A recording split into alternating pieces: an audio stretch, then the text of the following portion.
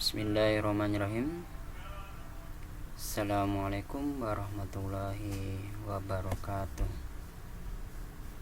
Innal hamdalillah nahmaduhu wa nastaghfiruh wa na'udzu billahi min syururi anfusina wa min sayyiati a'malina.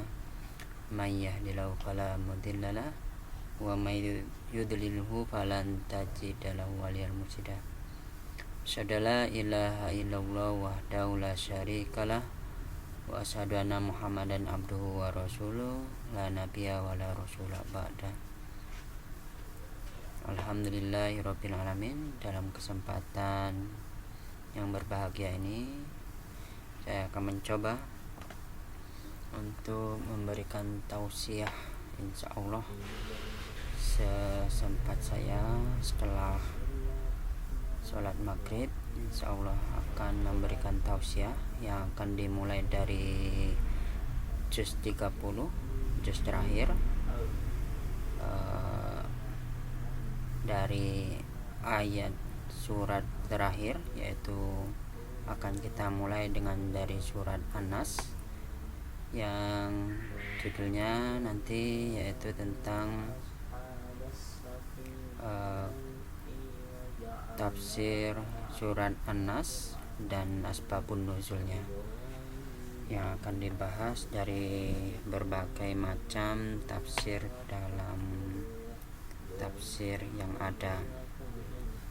Dalam kesempatan kali ini, surat An-Nas merupakan surat nomor ke-114 yang terakhir dari Al-Quran, dari juz 30. Jadi insyaallah dalam asbabun nuzulnya akan kita jelaskan kenapa asbabun nuzul itu adalah turunnya sebabnya turunnya surat atau ayat dalam Al-Quran. Jadi itulah asbabun nuzul.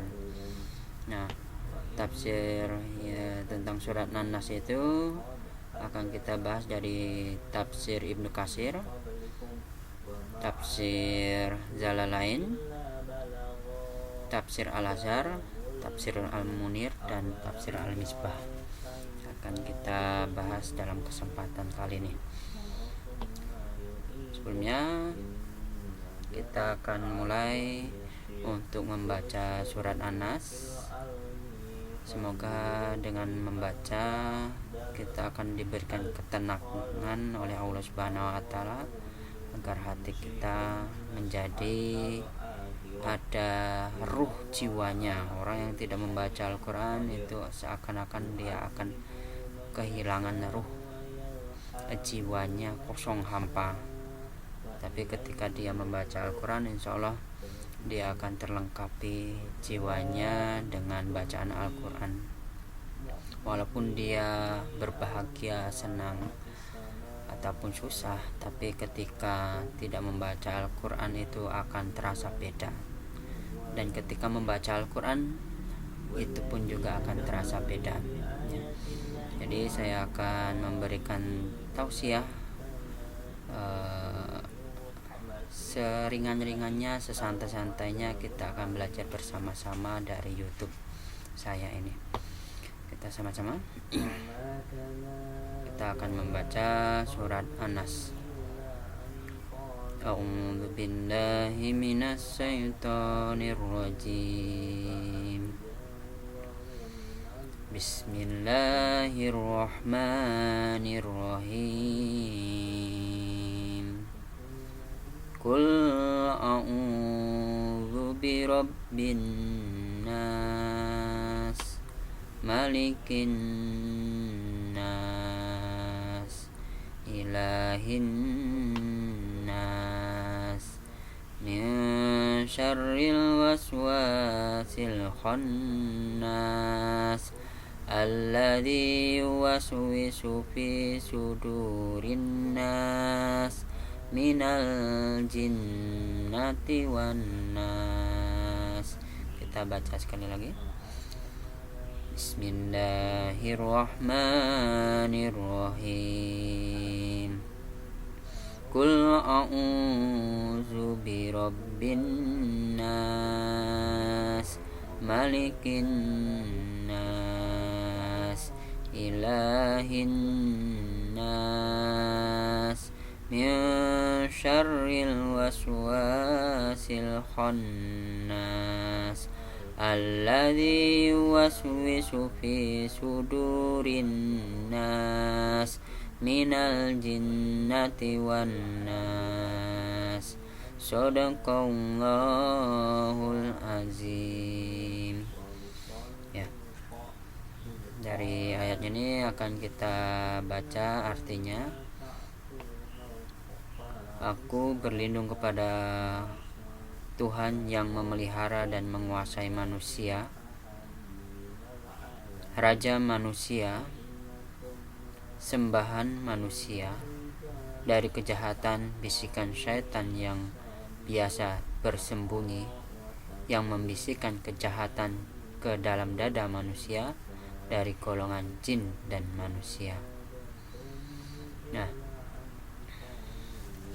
jadi surat An-Nas ini artinya, An-Nas itu artinya manusia.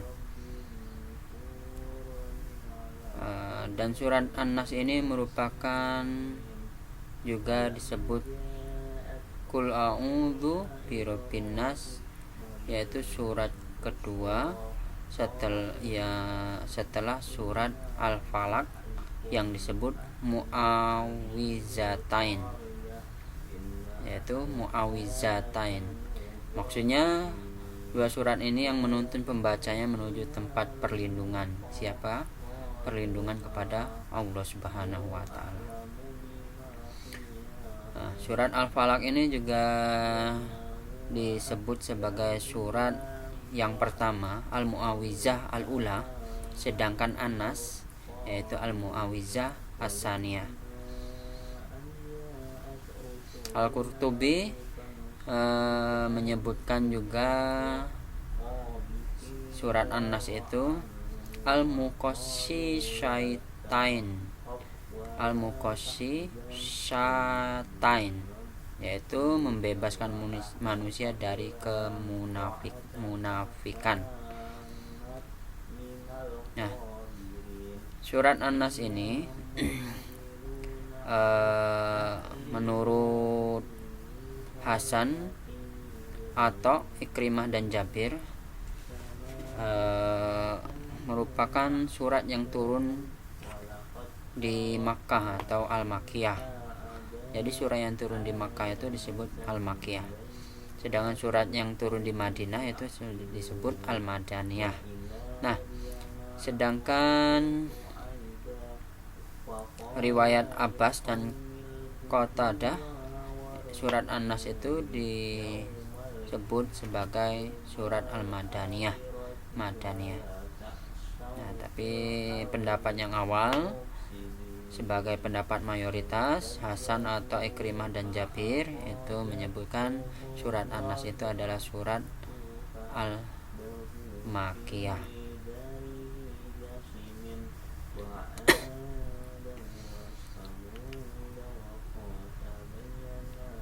Nah, surat An-Nas ini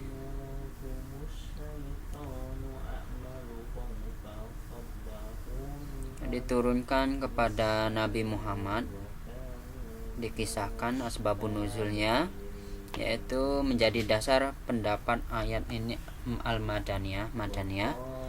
Surat ini diturunkan Allah kepada Nabi Muhammad ketika Yahudi Madinah bernama Lubaid bin Asyam yang menyihir Nabi Muhammad. Nah, jadi Lubaid bin Asyam ini menyihir Nabi Muhammad dengan media pelepah kurma. Dengan media pelepah kurma berisi rambut beliau yang ketika rontok ketika bersisir. Nabi Muhammad itu rontok rambutnya, lalu diambil oleh Lubaid bin Asyam ini, dan beberapa gigi sisir beliau serta benang yang terdapat 11 ikatan yang ditusuk jarum. Nah, lalu Allah Subhanahu wa ta'ala menurunkan surat Al-Falaq dan An-Nas. Jadi Jadi setelah itu setiap satu ayat dibacakan terlepaslah satu ikatan dari 11 ikatan yang ditusuk jarum tadi, sehingga surat An-Nas dan Al-Falaq dibacakan semuanya. Rasulullah menjadi merasa ringan dan terlepas dari sihir dari Lubaid bin Asyam tadi. Nah, selanjutnya kita akan menafsirkan dari kata per kata dari surat An-Nas ini, dari ayat pertama. Qul a'udzu birabbin nas. Aku berlindung kepada Tuhan yang memelihara dan menguasai manusia. Nah, qul yang berarti katakanlah, qul, qala yaqulu, yaitu berkata. Jadi qul itu kata perintah, katakanlah. Membuktikan bahwa Rasulullah SAW menyampaikan segala sesuatu yang diterimanya dari ayat Al-Quran yang disampaikan oleh malaikat Jibril. Seandainya ada yang disembunyikan, dalam tafsir Al-Misbah yang paling wajar adalah menghilangkan kata kul ini. Dalam tafsir Al-Azhar diterangkan, kul, katakanlah wahai utusanku, dan ajarkanlah juga kepada mereka. Selanjutnya a'udzu. A'udzu itu kata a'uz, awas, awazu, yaitu menuju kepada sesuatu untuk menghindar dari sesuatu yang ditakuti. Jadi berlindung kepada sesuatu. Robbi mengandung makna kepemilikan dan kepemeliharaan serta pendidikan yang melahirkan pembelaan serta kasih sayang. Nah, dalam tafsir fi zilalil Quran disebutkan Ar-Rabb, yaitu Tuhan yang memelihara, yang mengarahkan, yang menjaga, dan yang melindungi. Jadi Rabb itu Rabbu sebagai Tuhan yang memelihara, yang melindungi, serta mengarahkan. Sedangkan Anas berarti kelompok manusia, berasal dari kata An-Naus yang berarti gerak. Ada juga yang berpendapat Unas yang berarti tampak. Kata Anas berulang sebanyak 241 kali dalam Al-Quran. Kadang kata itu digunakan Al-Quran dalam arti jenis manusia seperti surat Al-Hujurat ayat 13, atau sekelompok tertentu dari manusia seperti surat Ali Imran ayat 173. Jadi An-Nas itu merupakan manusia atau kelompok dan sering dipakai disebut dalam Al-Quran sebanyak 241 kali. Selanjutnya ayat kedua, Malikin Nas, raja manusia. Malik yaitu raja, biasanya digunakan untuk menguasai yang mengurus manusia, sebagai penguasa yang mengurus manusia. Beda dengan Malik. Nah, harus dibedakan, yaitu kalau Malik itu memiliki. Jadi jangan sampai membaca surat An-Nas ini Malikin Nas, itu artinya salah. Harus yang benar Malikin Nas, Malikin, mali, langsung cepat, tanpa ada tanda panjang di bacaan ma. Kalau Malik itu jadi pemilik. Nah, biasanya digunakan untuk menggambarkan kekuasaan si pemilik terhadap sesuatu yang tidak bernyawa. Maka wajar jika ayat kedua ini tidak dibaca Malik dengan memanjangkan huruf mim seperti dalam surat Al-Fatihah. Demikian dalam penjelasan surah tafsir Al-Misbah. Al-Malik, kata Said Qutb dalam tafsir Jalalain, dalam fi zilalil Quran, dalam tafsir fi zilalil Quran, yaitu Tuhan yang berkuasa, yang menentukan keputusan dan yang mengambil tindakan. Nah, Menurut Buya Hamka dalam tafsir An-Nas Al-Azhar, Malik berarti penguasa atau raja, pemerintah tertinggi atau sultan. Sedangkan jika mimnya dipanjangkan menjadi Malik berarti adalah yang memiliki. Nah, ini harus dibedakan. Malikin nas.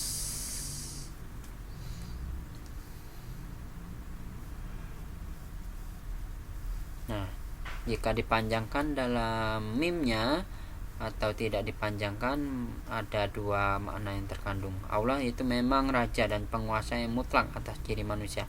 Allah Maha Kuasa mentakdirkan dan mentakbirkan sehingga mau tidak mau kita manusia mesti menurut peraturan yang telah ditentukannya, yang disebut sunnatullah, kata Buya Hamka dalam tafsir Al-Azhar.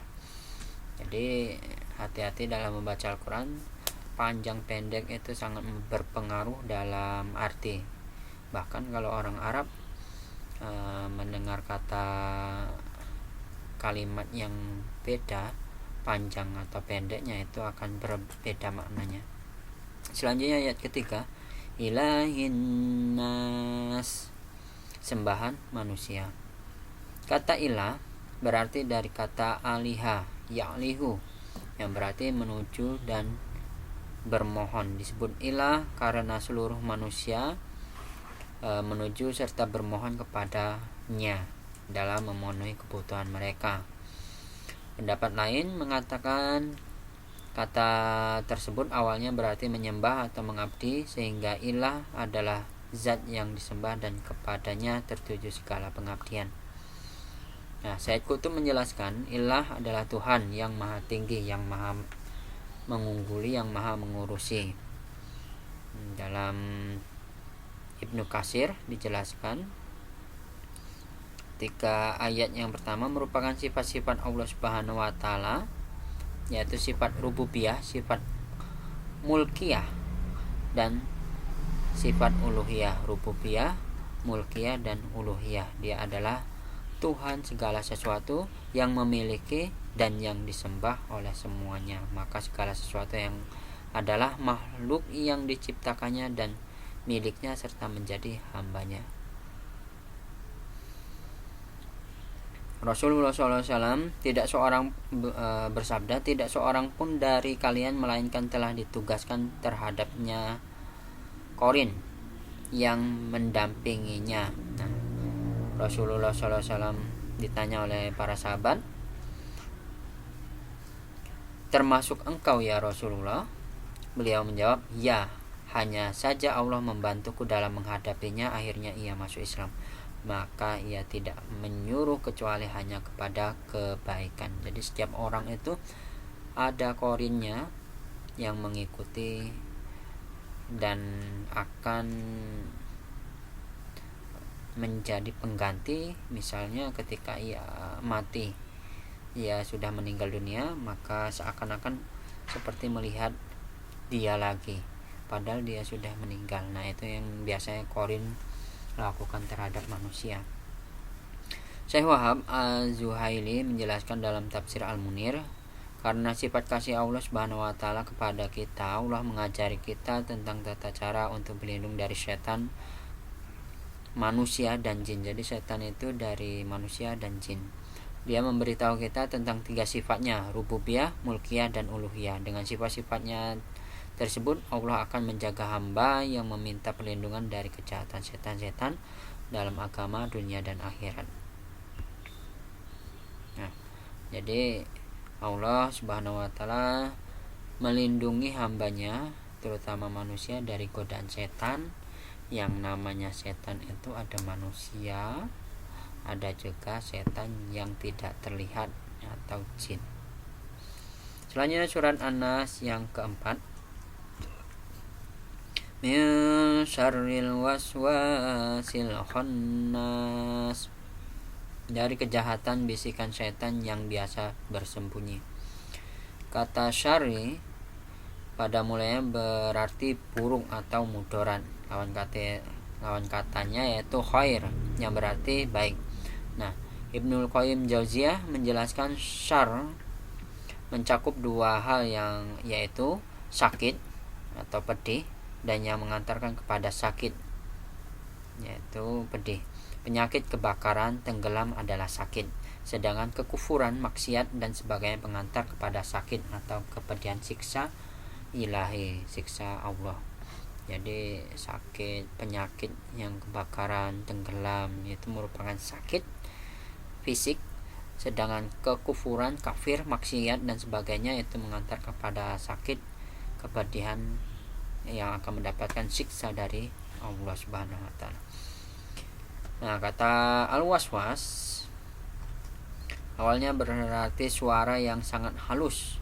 Makna ini berarti berkembang menjadi bisikan-bisikan. Biasanya adalah bisikan negatif, karena sebagian ulama memahami kata ini adalah arti setan, was-was, karena setan sering membisikkan rayuan dan jebakan dalam hati manusia. Jadi setan itu biasanya membisikkan kepada sesuatu yang menjerumuskan manusia. Semakin manusia itu menikmati kepada keburukan, maka setan akan semakin membisikinya untuk terus melakukannya. Ya. Sedangkan kata al-khannas berasal dari al-khanasa yang berarti kembali atau mundur, bersembunyi. Ya. Makna dari ini, setan seringkali kembali menggoda manusia pada saat lengah dan melupakan Allah. Itulah tugas setan, sehingga setan selalu mengganggu manusia untuk mengikuti setan agar punya teman di neraka. Ini seperti simpel, tapi kenyataannya nanti akan kita buktikan di akhirat, ya. Semuanya akan dibuktikan di akhirat, apakah umat Islam itu akan masuk surga atau akan masuk neraka dahulu, atau mungkin karena kemunafikan, kekafiran, maka dia akan masuk neraka, kekal di dalamnya. Nah, surat An-Nas ini Ibnul Abbas menjelaskan setan bercokol dalam hati anak Adam apabila ia lupa dan lalai kepada Allah. Setan menggodanya apabila ia ingat kepada Allah, maka setan bersembunyi. Jadi ketika manusia lupa, lalai, maka setan itu akan menggodanya, membisikkan, memberikan rasa was-was kepada kebaikan, sehingga dia lebih baik melakukan keburukan.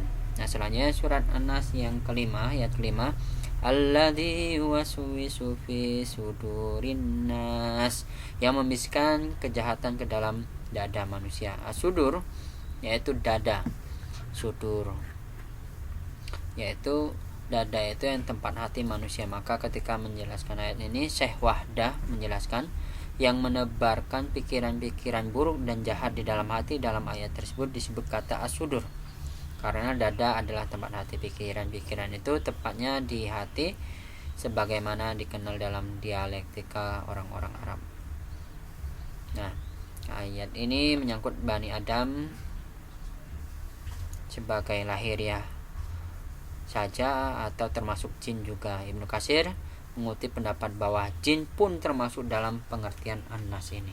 Jadi as-sudur itu bukan hanya hati manusia saja, bahkan jin juga itu bisa diganggu oleh setan. Jadi jin itu ketika muslim dia akan jadi jin muslim, ketika dia kafir dia akan menjadi setan yang mengganggu. Begitu juga manusia ketika dia muslim dia akan beribadah kepada Allah, ketika dia kafir dia tidak akan beribadah kepada Allah, tetapi dia akan memusuhi orang muslim. Selanjutnya surat An-Nas ayat 6, minal jinnati wan nas, dari golongan jin dan manusia. Nah, kata min dari ayat ini bermakna sebagian, karena memang sebagian manusia dan jin melakukan bisik-bisikan negatif, tidak semuanya. Jadi min nal jin nati, dari sebagian manusia, wanas surat Al-Jin Allah mengabadikan ucapan jin di dalam surat Al-Jin ayat 11, wa ana minna sholihuna wa minna duna dzalika kunna tara'iqa qidada. Dan sesungguhnya di antara kami ada yang saleh dan ada juga yang antara kami yang demikian halnya, kami menempuh jalan yang berbeda-beda. Surat Al-Jin ayat 11. Nah, jadi dalam dunia perjinan yang tidak kelihatan, jin juga ada yang soleh, ada yang juga kafir. Ada yang beribadah kepada Allah, ada juga yang tidak beribadah kepada Allah. Jadi sebenarnya sama aja seperti manusia. Jadi memang berbeda alam, akan tetapi alam mereka tidak bisa dilihat oleh manusia. Ketika mereka menampakkan diri, berarti dia menabrak alam mereka kepada alam manusia. Dia akan mendapatkan perbedaan alam, maka dia tidak akan bisa. Dan bahkan ketika dia menampakkan diri kembali lagi ke alamnya, dia akan lemah, tidak berdaya. Ada pula yang berpendapat min di ayat ini berfungsi menjelaskan sehingga artinya adalah, yaitu al-jinnah adalah bentuk jamak dari jin yang ditandai dengan ta marbutoh untuk menunjukkan bentuk jamak muannas. Kata jin berasal dari akar kata jannah yang berarti tertutup atau tidak terlihat. Anak yang masih dalam kandungan disebut janin karena ia tidak terlihat. Surga dan hutan yang lebat disebut jannah karena mata tidak dapat menembus. Dinamai jin karena ia makhluk halus yang tidak terlihat oleh mata. Jannah yang tidak terlihat oleh mata, makanya disebut surga atau hutan lebat. Dan janin itu yang tidak terlihat oleh mata juga, makanya anak bayi itu disebut dengan janin. Selanjutnya, seluruh makhluk yang menggoda dan mengajak kepada kemaksiatan disebut setan, baik itu manusia atau jin. Ya, jadi itulah namanya setan. Nakal, mengajak kepada keburukan, itu namanya setan tanpa terkecuali. Mengganggu orang sholat itu merupakan juga setan dari jenis manusia. Abu Dzar Al-Ghifari pernah ditanya seseorang, apakah ada setan manusia? Ia pun menjawab dan membaca firman Allah, wa kadzalika ja'alna likulli nabiyyin aduwwan syayatini al-insi wal jinnati yuhi ba'dukum ila ba'di duhufal qawli wurur. Dan demikian itu kami jadikan bagi tiap-tiap nabi musuh, yaitu setan-setan dari jenis manusia. Adu syayatinil insi, jadi jenis manusia, wal jinni dari jenis jin. Yuhi, mereka membisikkan, ba'duhum kepada sebagian, ila ba'di duhufan qauli, perkataan yang indah untuk memperdaya. Al-Ghurur, Al-An'am ayat 112. Ibnu Katsir menjelaskan dari surat An-Nas yang terakhir ini, yang ke-6, merupakan tafsir dari surat An-Nas ayat ke-5. Sebagian pengertian setan dalam surat An-Nas sebagaimana pengertian setan dalam surat Al-An'am ayat 112 tersebut. Jadi dihubungkan bahwa manusia juga disebut setan ketika dia mengajak kepada keburukan. Selanjutnya, Ibnu Said Qutb menjelaskan bisikan jin tidak dapat diketahui bagaimana terjadinya, namun dapat dijumpai bekas-bekas pengaruhnya dalam realitas jiwa dan kehidupan. Adapun mengenai manusia, kita mengetahui banyak tentang bisikan mereka. Lanjutnya, dalam tafsir fi zilalil Quran, kita mengetahui pula bahwa di antara bisikannya itu ada yang lebih berat daripada bisikan setan. Beliau kemudian mencontohkan teman yang membisikkan kepada kejahatan, maka dia juga disebut setan yang memprovokasi untuk melakukan keburukan, melakukan kejahatan, korupsi, melakukan pencurian, melakukan zina, dan tidak sholat dan lain sebagainya. Itu merupakan setan. Jadi setan itu perlu diingat ada dari jin dan manusia. Nah, semoga itu saja yang dapat saya sampaikan dari tafsir surat An-Nas dan asbabun nuzulnya. Semoga bermanfaat dari berbagai banyak tafsir, tafsir Ibnu Katsir, tafsir fi Zilalil Quran, tafsir Al-Azhar, tafsir Al-Munir, dan tafsir Al-Misbah. Wallahu a'lam bishawab. Semoga bermanfaat bagi yang ingin mendengarkannya dan bagi kita semua. Akhirul kalam, wassalamualaikum warahmatullahi wabarakatuh.